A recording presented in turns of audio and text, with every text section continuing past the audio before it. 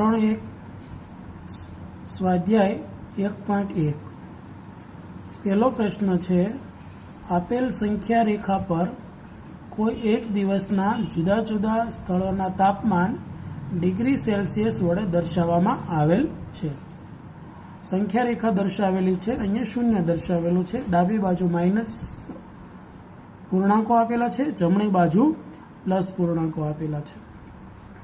શહેરો છે લાહોલ સ્પીતિ, શ્રીનગર, શિમલા, ઊટી અને બેંગલુરુ।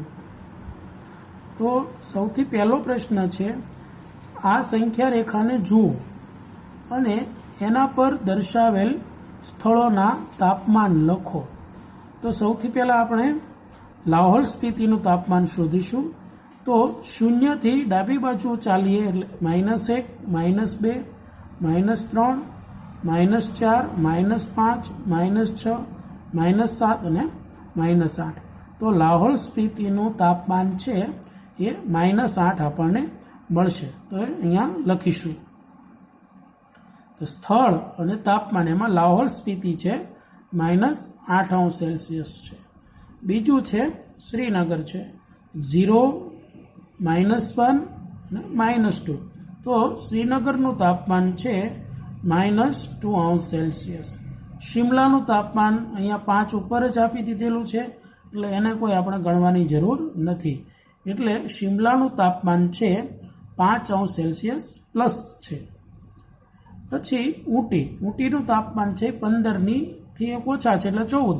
તો શૂન્યથી ગણવા હોય તો પણ ગણી શકાય 1, 2, 3, 4, 5, 6, 7, 8, 9, 10, 11, 12, 13 અને 14। તો ઊટીનું તાપમાન છે +14°C। પછી બેંગલુરુનું તાપમાન છે 20, પછી 21 અને 22°C છે। તો આ ક્વેશ્ચન એ પૂરો। ક્વેશ્ચન બી, ઉપર આપેલ સ્થળોના તાપમાનમાં સૌથી ગરમ અને સૌથી ઠંડા સ્થળોના તાપમાનમાં શું તફાવત છે? તો સૌથી ગરમ એટલે સૌથી તાપમાન કોનું વધારે છે? તો કે બેંગલુરુનું। તો સૌથી પહેલાં આપણે લખશું કે સૌથી વધુ તાપમાન છે બેંગલુરુનું છે, અને સૌથી ઠંડુ સ્થળ એટલે લાહોલ સ્પીતિ, 0ની છેલ્લે ડાબી બાજુ લાહોલ સ્પીતિ છે એટલે સૌથી ઠંડુ સ્થળ છે, તેનું તાપમાન છે -8°C છે। સૌથી ઓછું તાપમાન -8°C છે। હવે એનો તફાવત મેળવવાનો છે એટલે બંનેની બાદબાકી કરીશું। તો આ બે સ્થળોના તાપમાનનો તફાવત મેળવીશું। પહેલા +22 માઇનસ તફાવત કરવાનો છે એટલે માઇનસ, અને -8 છે એ સૌથી ઓછું તાપમાન છે। હવે અહીંયા નિશાનીનું સાદુરૂપ આપીએ તો માઇનસ માઇનસ પ્લસ થઈ જશે એટલે 8ની આગળ પ્લસ નિશાની થઈ જશે। 22 અને 8 એનો સરવાળો થશે 30°C। તો બંને સ્થળના તાપમાનમાં 30°Cનો તફાવત છે। 1.1 દાખલા નંબર 3, સોમવારે શ્રીનગરનું તાપમાન -5°C હતું અને મંગળવારનું તાપમાન 2°C ઓછું થયું। તો મંગળવારે શ્રીનગરનું તાપમાન શું હતું? બુધવારે તાપમાન 4°C વધી ગયું। તો આ દિવસે તાપમાન કેટલું હતું? જો મંગળવારનું તાપમાન 2°C ઓછું થયું, કોના કરતાં? સોમવારના તાપમાન કરતાં ઓછું થયું। તો સૌથી પહેલાં આપણે સોમવારનું શ્રીનગરનું તાપમાન લઈશું -5°C। હવે મંગળવારે તાપમાન છે એ 2°C ઓછું થયું છે। તો મંગળવારનું શ્રીનગરનું તાપમાન કેટલું થશે? તો કે સોમવારે -5°C હતું, સેલ્સિયસ ઉમેરવાનું છે। તો તમને એમ થશે કે 2°C ઓછું થયું ને અહીંયા આગળ ઉમેર્યા, પણ -2°C ઓછું થયું એટલે ઉમેર્યા, એટલે બંનેનો તાપમાનનો સરવાળો કરીશું એ તાપમાન મંગળવારે થશે। તો -5 ના -5, બંને નિશાનીનું સાદું રૂપ, +- -2°C થશે। હવે સરખી નિશાની છે બંનેની, એટલે બંનેનો સરવાળો થશે। 7 અને મોટા અંકની નિશાની એટલે 7°C થશે। હવે બુધવારે તાપમાન 4°C વધી ગયું છે। તાપમાન 4°C વધી ગયું છે, તો બુધવારનું તાપમાન શું થશે? તો બુધવારના તાપમાનમાં મંગળવારનું તાપમાન આપણને જે મળ્યું છે એમાં આપણે 4°C ઉમેરી દઈશું। તો બુધવારનું તાપમાન થશે, મંગળવારનું તાપમાન -7 પ્લસ 4°C વધી ગયું એટલે +4 એમાં ઉમેરી દઈશું। તો બંનેની અલગ અલગ નિશાની છે એટલે બંનેની બાદબાકી થશે। 7 માંથી 4 જાય એટલે 3 અને મોટા અંકની નિશાની એટલે -3°C। તો બુધવારનું તાપમાન થશે -3°C। તેથી લખવાનું કે બુધવારનું તાપમાન -3°C થાય।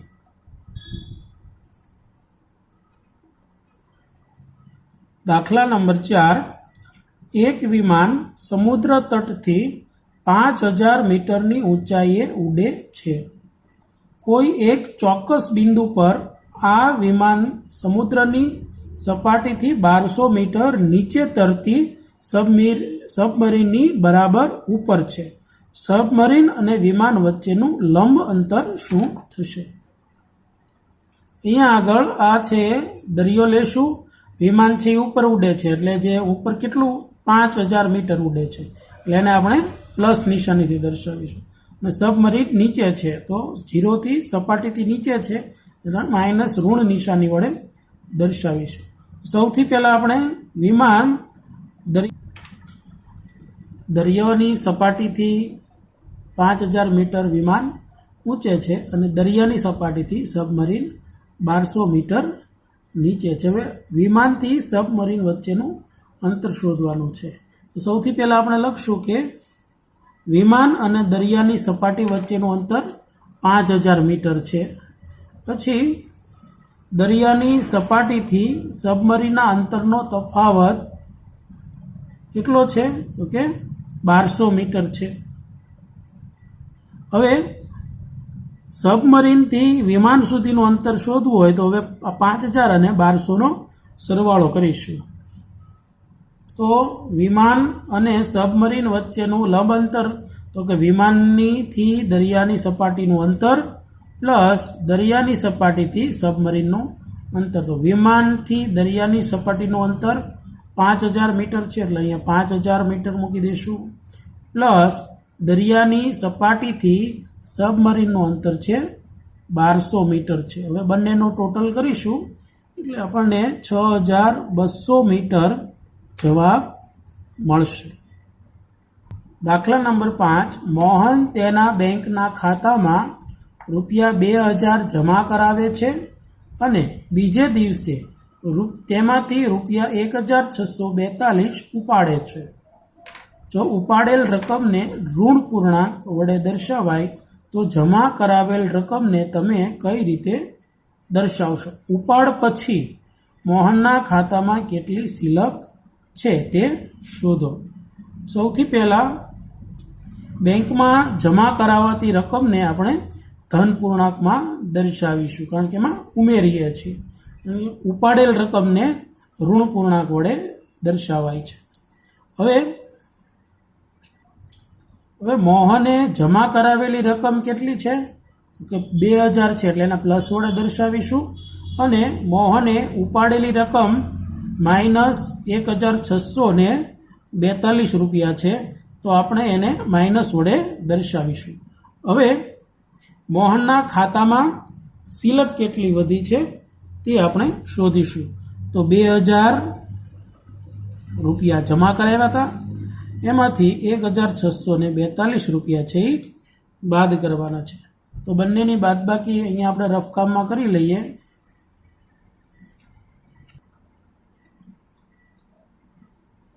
2000 ઓછા 1642 તો 2 ઉપરથી દશક લેશું એટલે અહીંયા 10 મળી જશે, અહીંયા વચ્ચે 9, 10માંથી 2 જાય તો 8, 9માંથી 4 જાય તો 5, 9માંથી 6 જાય તો 3 અને 1માંથી 1 જાય તો 0.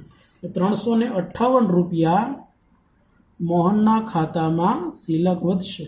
તો છેલ્લો જવાબ લખીશું કે મોહનના ખાતાની શિલક રૂપિયા 358 છે. દાખલા નંબર 6, રીટા બિંદુ એ થી પૂર્વ દિશા તરફ બિંદુ બી સુધી 20 કિલોમીટરનું અંતર કાપે છે. એ જ રસ્તે બિંદુ બી થી પશ્ચિમ દિશા તરફ 30 કિલોમીટરનું અંતર કાપે છે.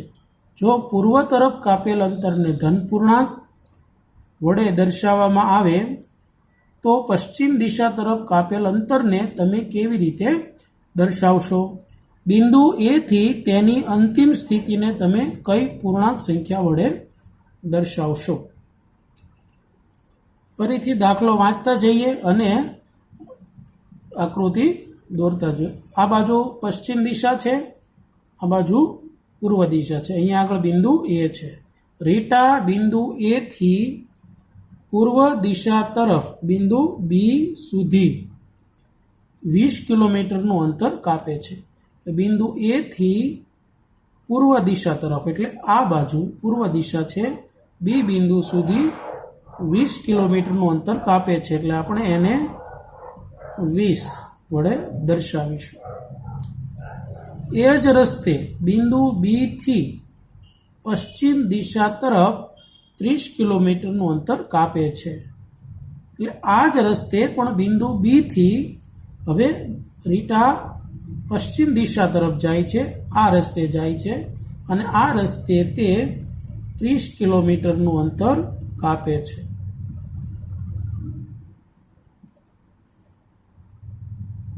જો પૂર્વ તરફ કાપેલા અંતરને ધન પૂર્ણાંક દર્શાવવામાં આવે, એટલે કે એ થી બી બિંદુ પૂર્વ દિશા તરફ કાપ્યા હતા એને ધન વડે દર્શાવવામાં આવે તો પશ્ચિમ દિશા તરફ પૂર્વ બી બિંદુથી પશ્ચિમ દિશા તરફ કાપેલ અંતરને કઈ રીતે દર્શાવશો?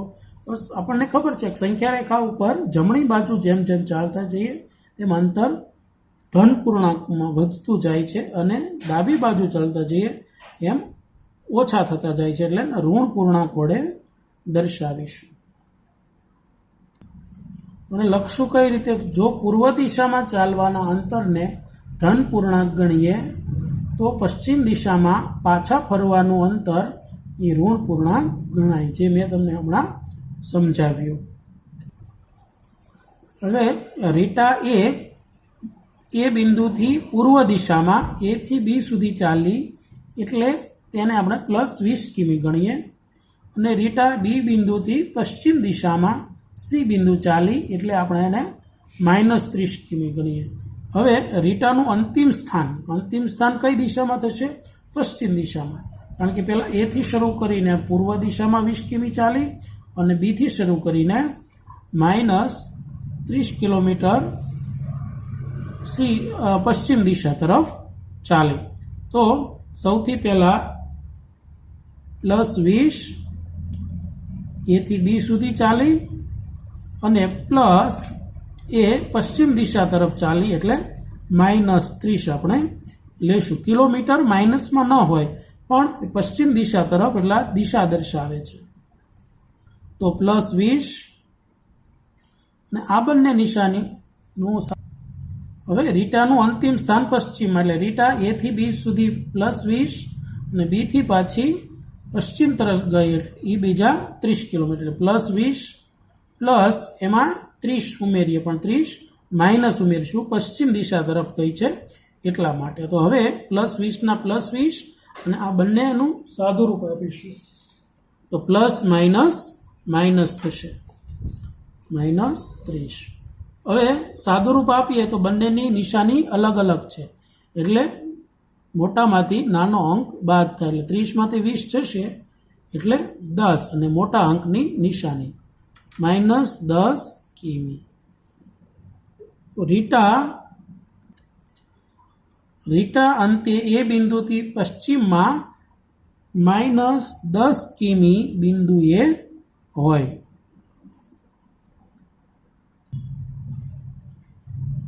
દાખલા નંબર 7. એક જાદુઈ ચોરસમાં દરેક હરોળ, કોલમ ઊભી લાઈન અને વિકર્ણ સમાન સરવાળો ધરાવે છે. આપેલ ચોરસમાં કયો જાદુઈ ચોરસ છે તે તપાસો. 2 આપણને ચોરસ આપ્યા છે. દરેકનો હરોળનો સરવાળો કરવાનો છે,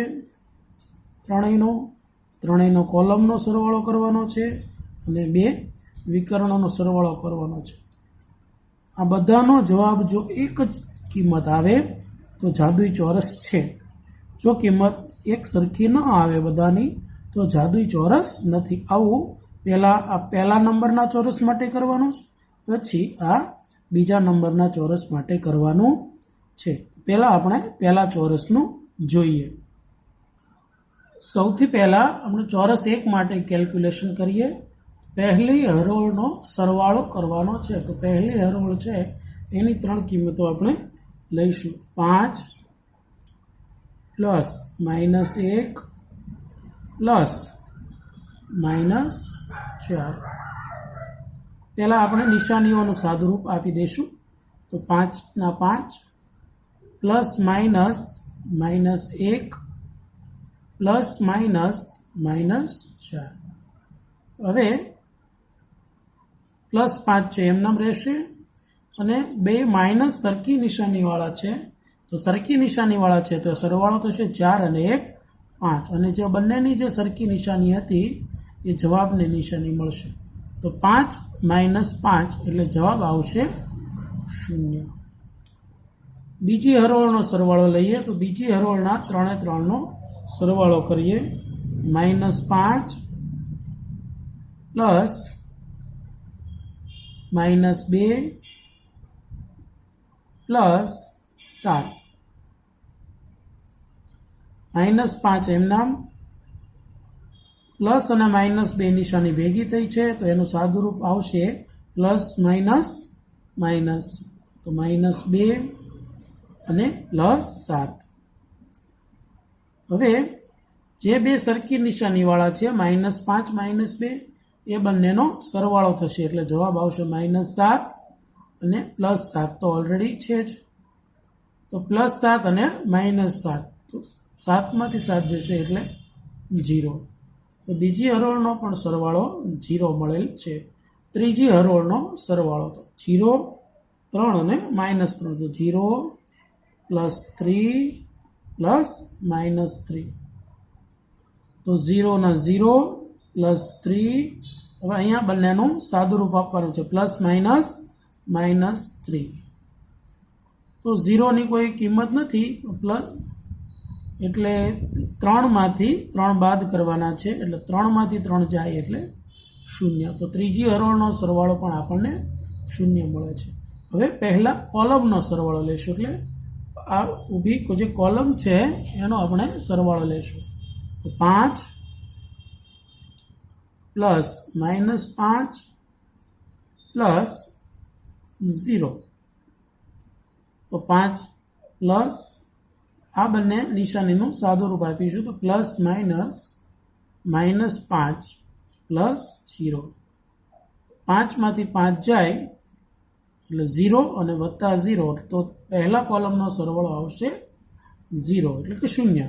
હવે બીજા કોલમનો સરવાળો લઈએ. -1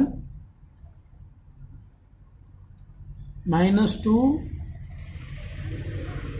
અને +3.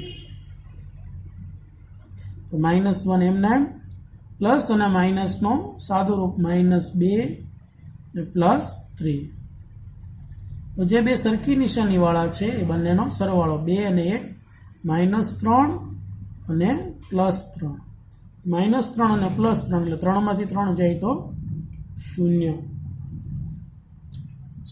હવે ત્રીજા કોલમનો આપણે સરવાળો કરીશું. 4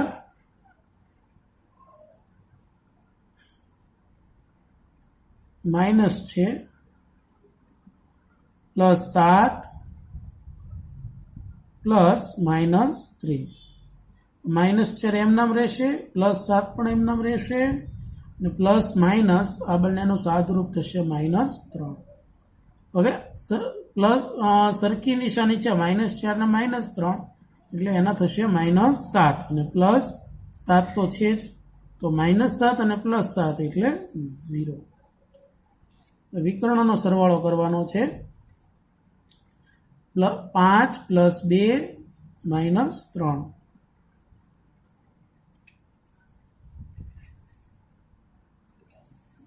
અહીંથી 5 લીધા છે, અહીંથી -2 લીધા છે અને અહીંયાથી -3 લીધા છે, તો 5 +- -2 +-3 5 એમના બંને સરખી નિશાની છે એટલે -2 ને -3 -5 5માંથી 5 જાય એટલે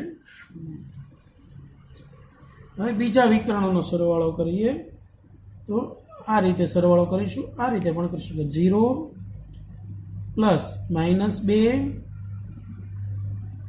+ -4 0 ના 0 +- -2 +- -4 તો 0 ની કોઈ વેલ્યુ નથી પણ 4 અને 2 -6 થશે। હવે જુઓ અહીંયા આગળ -6 જવાબ આવ્યો, બધાનો જવાબ આપણને 0 0 મળેલ છે ને દરેક હરોળનો સરવાળો 3 હરોળનો સરવાળો 0 મળ્યો છે, દરેક કોલમનો સરવાળો પણ 0 મળ્યો છે, એક વિકર્ણનો સરવાળો પણ 0 મળ્યો છે, પણ બીજા વિકર્ણનો સરવાળો 0 મળતો નથી એટલે કે નોટ ઇક્વલ ટુ 0। તો આ એક વિકર્ણને લીધે આપણે કહીશું કે ચોરસ 1 એ જાદુઈ ચોરસ નથી। બધામાં આપણને 0 0 કિંમત મળેલ છે, પણ જો છેલ્લામાં આપણને 0 કિંમત મળી ગઈ હોત તો જાદુઈ ચોરસ છે એમ આવે, અત્યારે જાદુઈ ચોરસ નથી। હવે બીજા જાદુઈ ચોરસ માટે આપણે જોઈએ તો પહેલી હરોળનો સરવાળો કરીશું, 1 + -10 + 0 તો 1 + -10 અને 0 ની કોઈ કિંમત નથી, તો બંનેની અલગ અલગ નિશાની છે એટલે બાદબાકી થશે, 10માંથી 1 જાય તો 9 અને મોટા અંકની નિશાની, મોટો અંક 10 છે એની નિશાની માઇનસ એટલે અહીંયા માઇનસ આવશે। બીજી હરોળનો સરવાળો કરીએ તો બીજી હરોળ થશે -4 + -3 + -2 તો -4 એમ નામ રહેશે, +- -3 +- -2 તો આ ત્રણેય અંકો છે એ સરખી નિશાનીવાળા છે, તો સરખી નિશાનીવાળા અંકો હોય એનો સરવાળો થાય, 4 ને 3 7 ને 2 9 અને જેની સરખી નિશાની છે એ નિશાની -9 થાય। હવે ત્રીજી હરોળનો સરવાળો લેશું તો -5 + 4 + -7 તો માઇનસ કરીશું તો -6 + 4 અને -7 તો -6 એમ નામ રહેશે, +4 અને -7 તો 6 અને 7નો સરવાળો કેટલો થશે, 13 થશે, 13 અને 4 ની બાદબાકી થાય તો જવાબ આવશે -9। હવે પહેલા કોલમનો સરવાળો કરીએ તો 1 + -4 + -6 તો 1 ના 1 +- -4 +- -6 હવે 1 એમ નામ, 6 અને 4 બંનેની સરખી નિશાની છે તો જવાબ આવશે -10। તો 10 અને 1ની અલગ અલગ નિશાની છે એટલે બાદબાકી થાય, 10માંથી 1 જાય છે તો 9 અને મોટો અંક છે એની નિશાની જવાબને મળશે। હવે લેશું પહેલા કોલમનો સરવાળો, કોલમ એટલે ઊભી લાઈન, +1 + -4 + -6 તો 1 ના 1 પ્લસ માઇનસ -4 પ્લસ -6 તો 1 ના 1 સરખી નિશાની છે બંનેની એટલે સરવાળો થશે 6 ને 4 10 માઇનસ થશે. હવે -10 થયા તો 10 અને 1 બંનેની અલગ અલગ નિશાની છે એટલે બાદબાકી થાય. 10માંથી 1 જશે એટલે 9 અને મોટા પદની નિશાની. બીજી કોલમનો સરવાળો લઈએ તો બીજી કોલમ આ છે -10 પ્લસ -3 પ્લસ 4 -10 ના -10 પ્લસ અને માઇનસ બંને ભેગા થાય એટલે પ્લસ માઇનસ થાય 3 અને પ્લસ 4. તો આ બંનેની સરખી નિશાની છે 10 અને 3ની તો એનો સરવાળો થશે -13 અને પ્લસ 4. તો હવે બંનેની અલગ અલગ નિશાની થઈ છે તો બાદબાકી થાય 13માંથી 4 જાય 9 અને મોટા પદની નિશાની. હવે ત્રીજા કોલમનો સરવાળો કરીએ. આ કોલમનો 0 પ્લસ -2 પ્લસ -7 તો 0 કંઈ લખવાની જરૂર નથી. પ્લસ -2 પ્લસ -7 બંનેની સરખી નિશાની છે એટલે સરવાળો થશે 2 અને 7 9 અને મોટા અંકની નિશાની -9. હવે વિકર્ણનો સરવાળો કરીએ. આ વિકર્ણ છે એનો સરવાળો 1 પ્લસ -3 પ્લસ -7 1 નો 1 પ્લસ -3 પ્લસ -7 તો એક એમ નામ રહેશે. સરખી નિશાની છે 3 અને 7ની એટલે -10 થશે. 10 અને 1ની અલગ અલગ નિશાની છે એટલે બાદબાકી થશે. 10માંથી 1 જાય એટલે 9 અને મોટા પદની નિશાની. હવે બીજા વિકર્ણનો સરવાળો લઈએ એટલે આ 3 અંકો લેશું. -6 પ્લસ -3 પ્લસ 0 તો -6 પ્લસ -3 શૂન્યનું કોઈ મૂલ્ય નથી. 6 અને 3ની સરખી નિશાની છે એટલે સરવાળો થશે 6 અને 3 9 અને બંનેમાં માઇનસ છે એટલે માઇનસની નિશાની.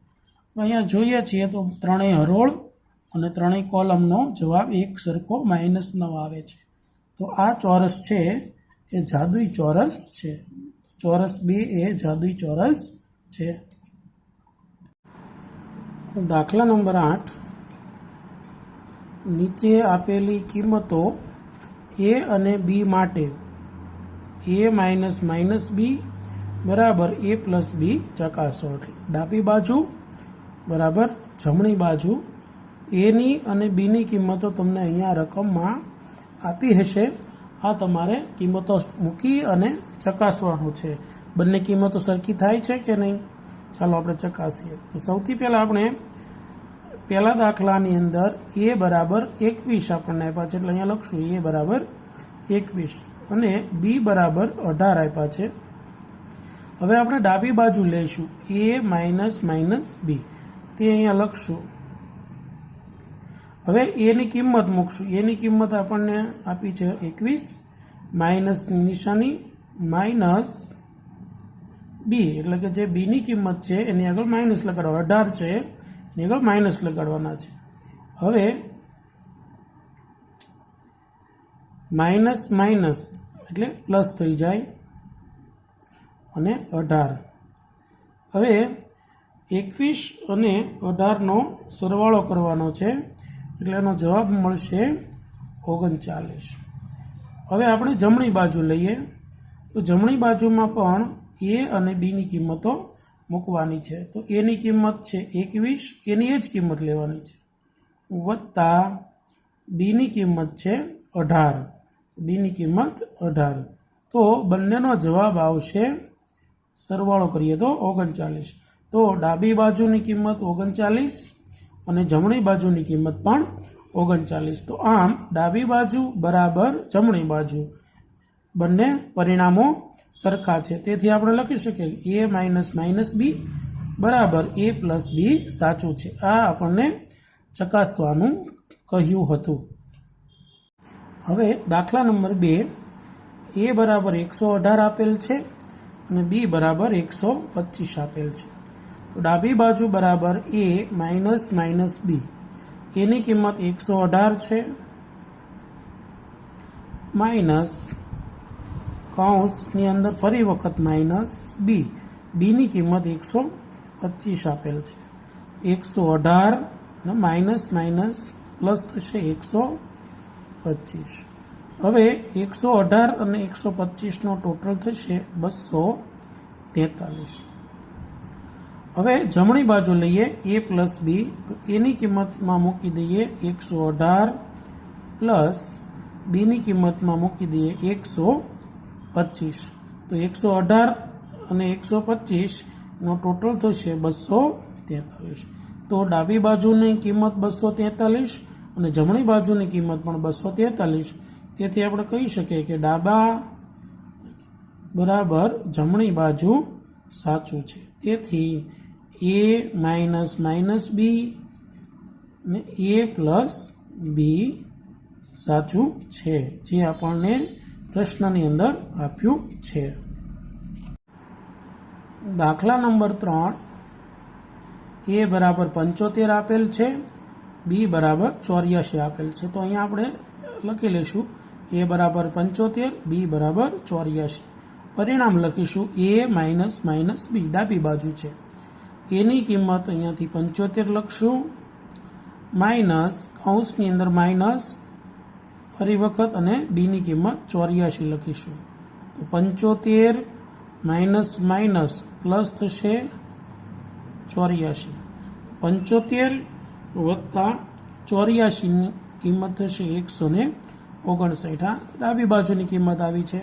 હવે જમણી બાજુની કિંમત લઈએ, એની કિંમત છે 75 છે પ્લસ બીની કિંમત છે 84 છે। તો અહીંયા તો સીધો સરવાળો છે 159। તો ડાબી બાજુની કિંમત પણ સરખી અને જમણી બાજુની કિંમત પણ સરખી, તેથી આપણે લખી શકીએ કે ડાબી બાજુ બરાબર જમણી બાજુ, અને તેથી a માઇનસ માઇનસ બી બરાબર a પ્લસ બી પરિણામ સાચું છે। હવે દાખલા નંબર 4 લઈએ। દાખલા નંબર 4ની અંદર હવે દાખલા નંબર 4 લઈએ, a બરાબર 28 અને b બરાબર 11। તો હવે એની કિંમત મૂકી દઈએ 28 માઇનસ કૌંસની અંદર માઇનસ બી 11। તો 28 માઇનસ માઇનસ પ્લસ 11। તો હવે 28 અને 11નો સરવાળો છે એ 39 થશે।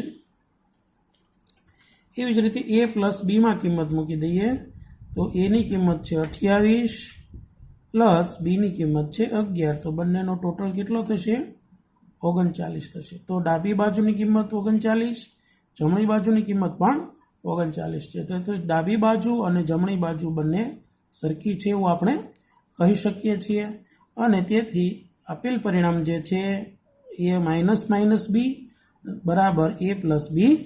દાખલા નંબર 9, વાક્યને સાચું બનાવવા માટે ખાનામાં ગ્રેટર ધેન, લેસ ધેન અથવા બરાબર ચિહ્નનો ઉપયોગ કરો। એ આપણને આપ્યું છે -8 પ્લસ -4, આ બાજુ જમણી બાજુ આપેલ છે -8 માઇનસ -4, અને વચ્ચે એક ખાલી બોક્સ આપ્યું છે, તો એમાં 3માંથી કોઈ પણ એક નિશાની મૂકવાની છે। જે બાજુ કઈ બાજુ મોટી કિંમત છે, કઈ બાજુ નાની કિંમત છે, એ આપણે સાદુરૂપ આપીને ચેક કરવું। સૌથી પહેલાં આપણે પહેલા દાખલો જે છે એની ડાબી બાજુ છે એને આપણે સાદુરૂપ આપીએ -8 પ્લસ -4। તો આનું આડું સાદુરૂપ આપીશું, તો -8ની કિંમત -8, અહીંયા જુઓ પ્લસ માઇનસ બે નિશાની ભેગી થાય છે, તો પ્લસ માઇનસ એટલે માઇનસ થશે 4।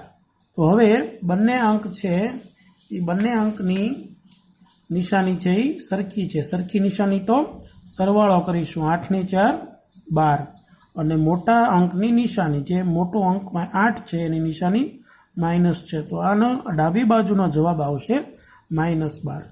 હવે જમણી બાજુનો જવાબ મેળવીએ તો જમણી બાજુ લઈએ -8 -4, એનો પણ આડું સાદું રૂપ આપીએ તો -8 અને માઇનસ માઇનસ પ્લસ થાય 4. હવે બંને અંકની નિશાની અલગ છે એટલે બાદબાકી થાય, 8માંથી 4 જશે તો 4, અને બંનેમાંથી મોટું 8 છે તો એની નિશાની છે -4. તો હવે ડાબી બાજુ આપણને મળી છે -12 અને જમણી બાજુ મળી છે -4. આપણને -12 મળ્યા છે ડાબી બાજુ અને જમણી બાજુ -4. તો આ બંનેમાંથી મોટી કિંમત પણ પહેલી દ્રષ્ટિએ જોતા આપણને 12 ઉપરથી મોટો અંક 12 લાગશે, પણ ખોટી વાત છે. માઇનસ છે એટલે 12 છે એ નાનો થશે. આપણે સંખ્યા રેખામાં ભણ્યા હતા, જેમ જેમ ડાબી બાજુ જતા જઈએ એમ સંખ્યાઓ નાની થતી જાય છે. તો જુઓ 0 થી સૌથી પહેલા -4 આવશે અને એનાથી ડાબી બાજુ જઈએ તો -12 આવશે. બધા દાખલામાં યાદ રાખજો. એટલે મોટી સંખ્યા છે એ -4, એટલે જમણી બાજુ છે એ મોટી થઈ, ડાબી બાજુ છે એ નાની. તો જમણી બાજુ મગરનું મોં ખુલતું હોય તેવી નિશાની રાખશું. તો આ જમણી બાજુ છે, એ બાજુ મગરનું મોં ખુલતું હોય એવી નિશાની છે, લેસ ધેન નિશાની છે, એટલે પહેલા ખાનામાં નિશાની આવશે લેસ ધેન. હવે બી દાખલાનું સાદું રૂપ આપીશું. -3 + 7 -19, જમણી બાજુ છે 15 -8 + -9. એની સૌથી પહેલા આપણે ડાબી બાજુ લખીએ તો ડાબી બાજુ છે -3 + 7 -19. તો 3 અને 19ની સરખી નિશાની છે. સાદુરૂપ આપતી વખતે સરખી નિશાનીઓનો સરવાળો કરી નાખે. 3 અને 19 એટલે 22 થશે, અને મોટા અંકની નિશાની 19ની નિશાની જવાબને મળે, અને +7. હવે જોઈએ તો બંને અંક જે છે 22 અને 7 બંનેની અલગ અલગ નિશાની છે. તો અલગ અલગ નિશાની હશે તો બાદબાકી થશે. તો 22માંથી 7 જશે એટલે આપણને મળશે -15, મોટા અંકની નિશાની. હવે જમણી બાજુ લઈએ તો જમણી બાજુ છે 15 -8 પ્લસ અને -9. તો 15 અને 8ને હમણાં કશું કરવાનું નથી, એમ નામ છે. પણ અહીંયા આગળ 9ની આગળ પ્લસ અને માઇનસ બે નિશાની ભેગી થઈ છે, તો પ્લસ માઇનસ જવાબ આવશે -9. તો હવે 15 પ્લસ નિશાની છે તો આપણે એને કશું કરશું નહીં, પણ 8 અને 9ની નિશાની સરખી નિશાની છે, તો સરખી નિશાની તો આપણે એમનો સરવાળો કરીશું. તો 8 અને 9 17 અને મોટા અંકની નિશાની. હવે બંનેની અલગ અલગ નિશાની છે એટલે બાદબાકી થશે. 17માંથી 15 જાય તો 2, અને મોટો અંક 17ની નિશાની જવાબને મળશે -2. તો ડાબી બાજુ થઈ -15 અને જમણી બાજુ થઈ -2. તો આપણને ખબર છે કે માઇનસ હોવાથી 2 છે એ મોટો અંક કહેવાય, એટલે જમણી બાજુ છે એ જમણી બાજુનું સાદુરૂપ છે એ મોટું કહેવાય, અને ડાબી બાજુનું સાદુરૂપ છે એ નાનું છે. તો મગરનું મોં કઈ બાજુ ખુલશે? જમણી બાજુ, એટલે લેસ ધેન નિશાની આવશે. હવે આપણે ક્વેશ્ચન નંબર સી સોલ્વ કરીશું. 23 - 41 + 11 બરાબર 23 અને 11 બંને સરખી નિશાની છે, તો એનું પહેલાં આપણે સરવાળો કરી નાખશું. એનો જવાબ આવશે 34 અને -41. હવે 34 અને 41ની નિશાનીઓ અલગ અલગ છે, તો અલગ અલગ નિશાની હોય તો આપણે બાદબાકી કરીશું. તો 41માંથી 34 જાય એટલે 7, અને 2માંથી જે મોટો અંક હોય એની નિશાની જવાબને મળે. 41ની નિશાની માઇનસ છે એટલે જવાબને માઇનસની નિશાની મળશે. હવે જમણી બાજુ લઈએ જમણી બાજુમાં છે 23 માઇનસ 41 માઇનસ 11 બરાબર. તો 23 પ્લસ છે એમનામ રાખીશું. 41 અને 11 બંને સરખી નિશાની છે, તો સરખી નિશાની હોય તો એ બંનેનો સરવાળો કરીશું 52 અને સરખી નિશાની જે માઇનસ હતી એ જવાબને મળશે. હવે 23 અને 52 બંને અલગ અલગ નિશાની છે એટલે એની બાદબાકી થશે. તો 52માંથી 23 જાય એટલે આપણને જવાબ મળશે 29 અને બંનેમાંથી મોટું 52 છે એની નિશાની માઇનસ છે એટલે જવાબને માઇનસ નિશાની મળશે. તો -7 ડાબી બાજુ -7 અને જમણી બાજુ મળી છે -29. તો આપણને અહીં ડાબી બાજુ છે એ મોટી છે, જમણી બાજુ છે એ નાની છે. તો ડાબી બાજુ મગરનું મોં ખુલે એવી નિશાની કરીશું એટલે ગ્રેટર ધેનની નિશાની કરીશું ખાનો. હવે દાખલા નંબર ડી. દાખલા નંબર ડી છે 39. તો ડાબી બાજુ લખશું 39 પ્લસ -24 -15.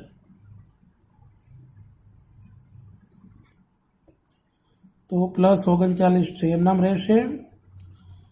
અહીંયા સાદુરૂપ લાગશે પ્લસ અને માઇનસ, પ્લસ માઇનસ -24 અને -15. 39 એમનામ રહેશે અને આ બંને અંક 24 અને 15 સરખી નિશાની છે એટલે 24 અને 15નો સરવાળો છે એ 39 થશે અને બંને સરખી નિશાની છે માઇનસ એટલે માઇનસ જવાબ. તો 39માંથી 39 જશે એટલે 0 જવાબ આવશે. હવે જમણી બાજુ લઈએ તો 36 પ્લસ -52 -36.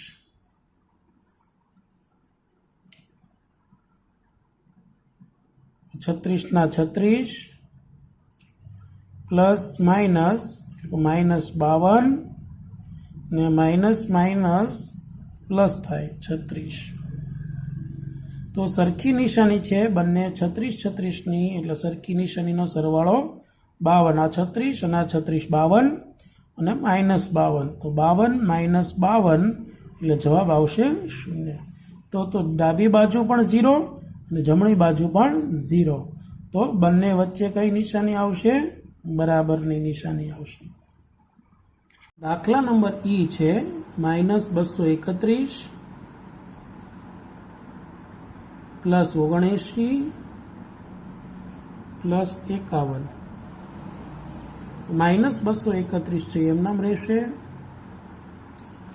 પછી 79 અને 51 બંનેની નિશાની સરખી છે એટલે બંનેનો સરવાળો થશે. તો 79 અને 51નો સરવાળો થશે 130. હવે બંનેની નિશાની અલગ અલગ થઈ ગઈ છે એટલે બંનેની બાદબાકી થશે. તો 231માંથી 130 આપણે બાદ કરીશું એટલે જવાબ મળશે 101 અને મોટા અંકની નિશાની. હવે જમણી બાજુ લઈએ. જમણી બાજુ છે -399 પ્લસ 159 પ્લસ 81. તો -399 એમનામ રહેશે અને પ્લસ 59 અને પ્લસ 81. તો આ બંનેનો સરવાળો 159 અને 81. તો આ બંનેનો સરવાળો છે એ 240 થશે. હવે બંનેની અલગ અલગ નિશાની છે એટલે બંનેની બાદબાકી કરીશું તો જવાબ આવશે 159 અને મોટા અંકની નિશાની -159. તો પહેલાં આવશે સંખ્યા રેખા ઉપરમાં 101 એટલે 101 મોટી સંખ્યા છે, માઇનસ છે એટલે, અને પછી આવશે 159 એટલે 101 મોટી સંખ્યા છે એટલે ડાબી બાજુ છે એ મોટી સંખ્યા થઈ. તો મગરનું મોં ડાબી બાજુની સંખ્યા પર આવે એ રીતે આપણે ગોઠવશું એટલે નિશાની ગ્રેટર ધેન આવશે. Thank you.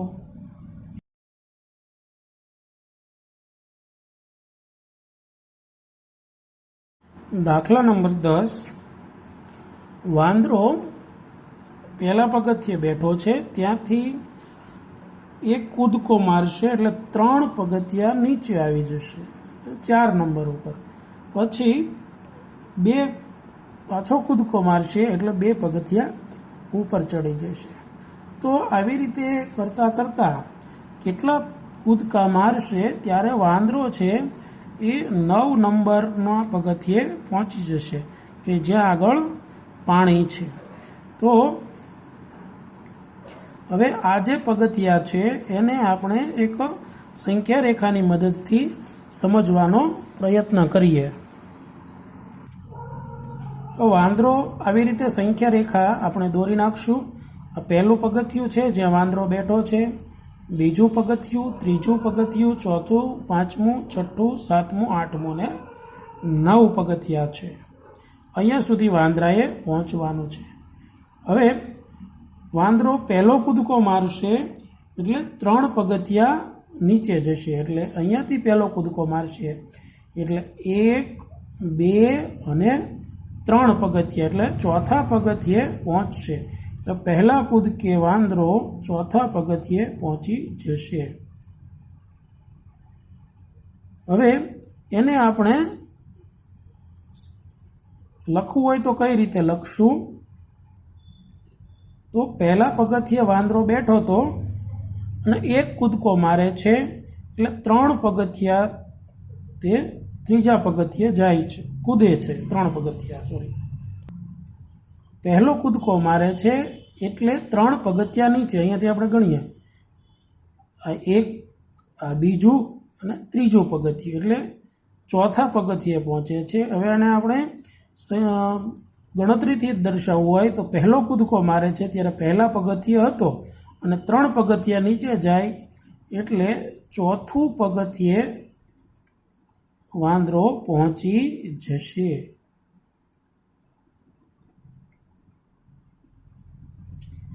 હવે એટલે 4 નંબર ઉપર બેઠો છે એટલે 1 અને 2 તો બીજો કૂદકો મારશે એટલે વાંદરો 2 નંબરના પગથિયા ઉપર પહોંચી જશે.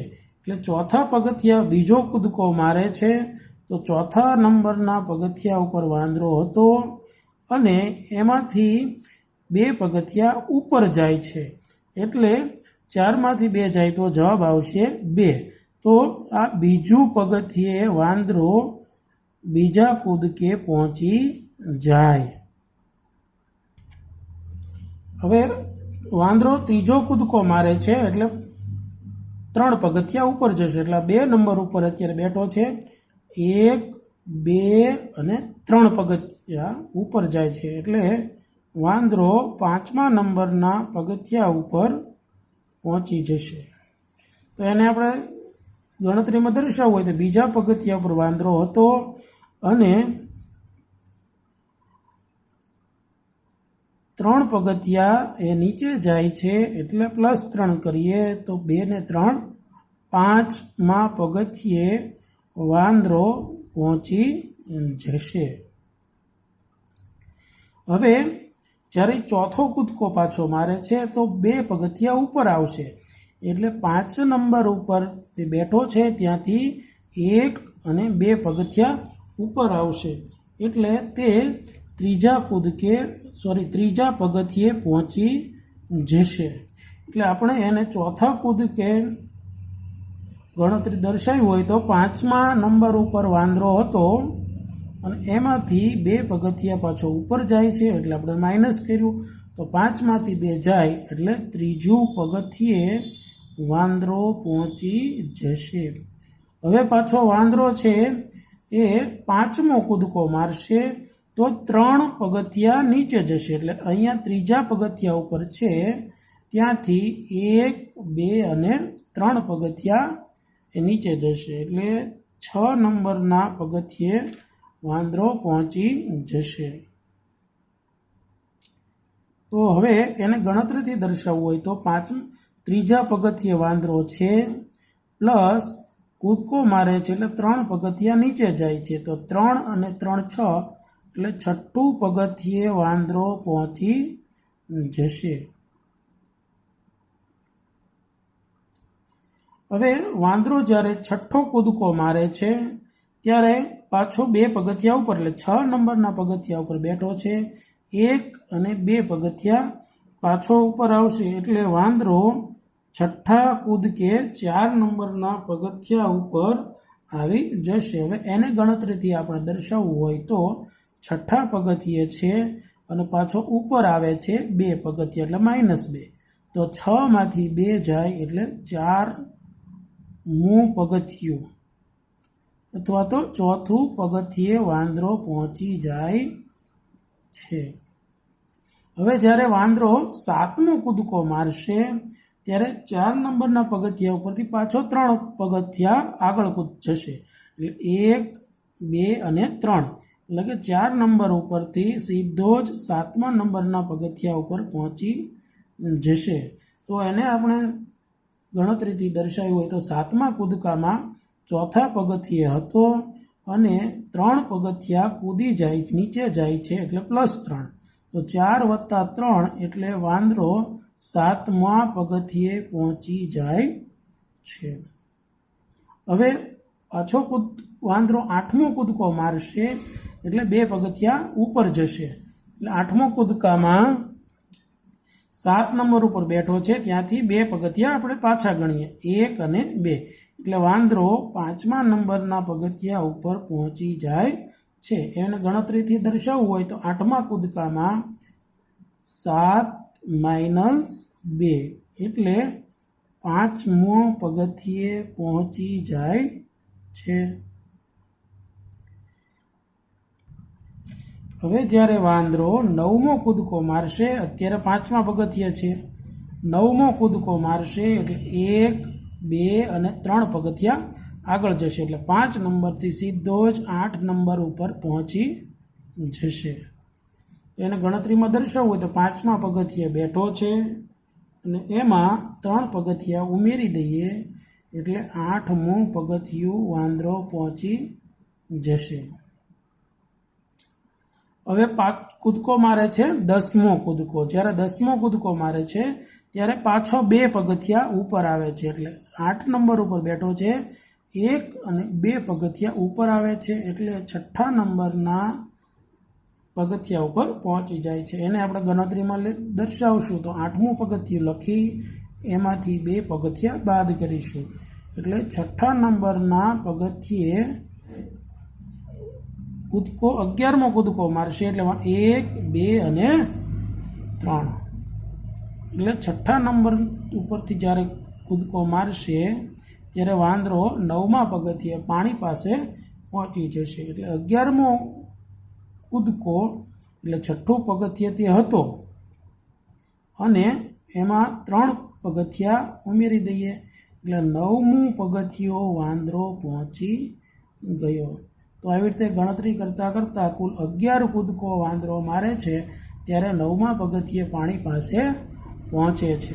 તો હવે આપણે લખી શકીએ કે વાંદરા માટે પાણીની સપાટી પાસે જવા જરૂરી કૂદકાની સંખ્યા કેટલી થશે? 11. આ રીતે તમારે આખી ગણતરી દર્શાવવાની થાય છે.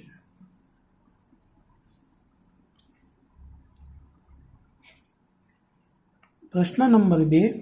વાંદરો 9મા પગથિયે પાણી પાસે બેસી ગયો છે. હવે તે પાછો ફરે છે ત્યારે 4 પગથિયા કૂદી જાય છે. 1, 2, 3 અને 4 પગથિયા કૂદે છે.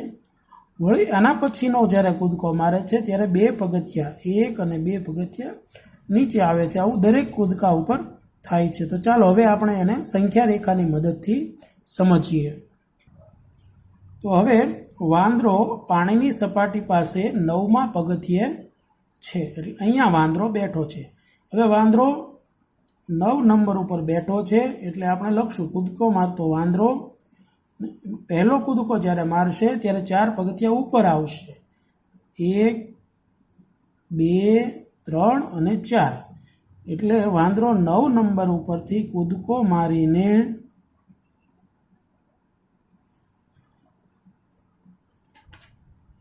5મા પગથિયે પહોંચે છે. તો આપણે ગણતરીમાં લખશું 9 - 4 ઉપર આવશે એટલે 9માંથી 4 જશે તો 5મું પગથિયો વાંદરો બેઠો પહોંચી ગયો. હવે જ્યારે 5મા પગથિયે હવે બેઠો છે, હવે કૂદકો મારશે એટલે 2 પગથિયા નીચે જશે, એટલે 5 ઉપરથી 1 અને 2 પગથિયા, એટલે અહીંયા 5 નંબર ઉપરથી હવે પાછો 7મા પગથિયે પહોંચી જશે. આ બીજો કૂદકો છે, તો 5 + 2 તો કેટલામું થયું? 7મું પગથિયું થશે. અહીં આપણે લખીએ તો આ પહેલો કૂદકો, આ બીજો કૂદકો. હવે વાંદરો ત્રીજો કૂદકો મારશે તો પાછો 4 પગથિયા કૂદી જશે. તો એ 7 નંબર ઉપર બેઠો છે, અહીંયાથી ગણીએ 1 2 3 અને 4, એટલે વાંદરો 7 નંબર ઉપરથી સીધો જ 3 નંબર ઉપરના પગથિયે પહોંચી જશે. એટલે આ ત્રીજો કૂદકો થયો. તો 7મા પગથિયે બેઠો છે, એમાંથી 4 કૂદકા આપણે ઉપર ગયો છે એટલે માઇનસ કર્યા, 7માંથી 4 જાય એટલે ત્રીજું પગથિયે વાંદરો પહોંચી ગયો. હવે એના પછીના કૂદકે વાંદરો પાછો 2 પગથિયા જશે, તો ત્રીજા નંબર બેઠો છે 1 અને 2, એટલે 2 પગથિયા પાછો એ નીચે ગયો, એટલે એ ચોથો કૂદકો થયો.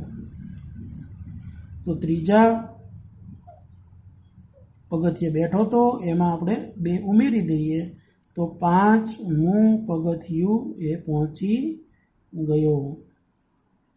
હવે 5મા પગથિયેથી પાછો એ 5મો કૂદકો મારે છે, એટલે 1 2 3 અને 4 પાછો એ 1 નંબર ઉપર 5મા પગથિયેથી 1 નંબર ઉપર એ પહોંચી જાય છે, એટલે 5માંથી આપણે 4 બાદ કરીશું એટલે પહેલું પગથિયું, એટલે વાંદરો પાછો પહેલા પગથિયે પહોંચી જાય છે.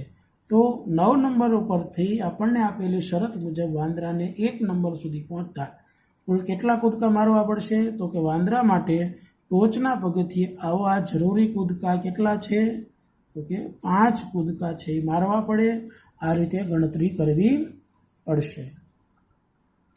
તો ત્રીજા પ્રશ્નનો જવાબ લખીએ તો વાંદરો ઉપર તરફ કૂદકા મારે તેને આપણે ધન પૂર્ણાંકમાં દર્શાવીશું, અને પાણી તરફ કૂદકા મારે એટલે કે નીચે તરફ કૂદકા મારે તેને આપણે ઋણ પૂર્ણાંકમાં દર્શાવીએ. તો એમાં જે શરત આપી છે એ પ્રમાણે પહેલો કૂદકો મારે છે તો એ પાણી તરફ જાય છે એટલે એને -3 કહેશું. બીજો કૂદકામાં એ ઉપર 2 સ્ટેપ ઉપર આવે છે એટલે +2. ત્રીજા કૂદકામાં પાછું 3 સ્ટેપ નીચે જાય છે. ચોથા કૂદકામાં 2 સ્ટેપ આગળ વધે છે. પછી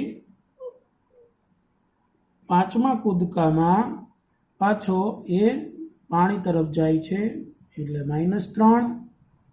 છઠ્ઠા કૂદકામાં એ પાછો ઉપર આવે છે એટલે +2. વળી પાછો 7મા કૂદકામાં 3 નીચે જાય છે. 8મા કૂદકામાં 2 પગથિયા ઉપર આવે છે. 9મા કૂદકામાં 3 પગથિયા પાછો નીચે જાય છે. 10મા કૂદકામાં પાછો 2 પગથિયા ઉપર આવે છે એટલે પ્લસ, અને 11મા કૂદકામાં પાછો 3 પગથિયા નીચે જાય છે. તો હવે આપણે પગથિયાની કુલ સંખ્યા ગણી લઈએ તો -3 +2 -3 +2 -3 +2 -3 +2 -3 +2 અને -3. તો બધા જ સરખી નિશાનીવાળા 3 3 છે એ કેટલી વખત છે તે આપણે જોઈ લઈએ. તો 1 2 3 4 5 અને 6, એટલે 6 વખત 3 3 3 ભેગા કરીએ એટલે 18 થાય, અને બધા જ 3 છે માઇનસ છે એટલે -18 થશે. હવે 2 કેટલી વખત છે? 1 2 3 4 ને 5, તો 2 2 ને 5 વખત ભેગા કરીએ તો 10 થશે ને +10 થશે. તો હવે બંનેની નિશાની અલગ અલગ છે, તો અલગ અલગ નિશાની હોવાથી બંનેની બાદબાકી થશે, તો 18માંથી 10 જશે એટલે -8 આવશે। તો આ સરવાળો -8 એ શું સૂચવે છે કે ટાંકીમાં વાંદરો આપણને પૂછ્યું છે કે -8 એ શું દર્શાવે છે, તો -8 એવું દર્શાવે, સરવાળો -8 એ શું દર્શાવે છે, તો -8 એ એવું દર્શાવે છે કે ટાંકીમાં 8 પગથિયા વાંદરો નીચે જાય છે। હવે વાંદરો પાણી પી લીધા પછી પાછો આવે છે, તો એમાં પહેલો કૂદકો મારે છે ત્યારે ઉપર તરફ આવે છે એટલે 4 પગથિયા ઉપર તરફ આવે એટલે +4, બીજો કૂદકો મારે છે ત્યારે નીચે જાય છે 2 પગથિયા નીચે એટલે માઇનસ, વળી ત્રીજા કૂદકામાં +4 ઉપર આવે છે, ચોથા કૂદકામાં 2 પગથિયા નીચે જાય છે અને પાંચમા કૂદકામાં 4 પગથિયા ઉપર જાય છે।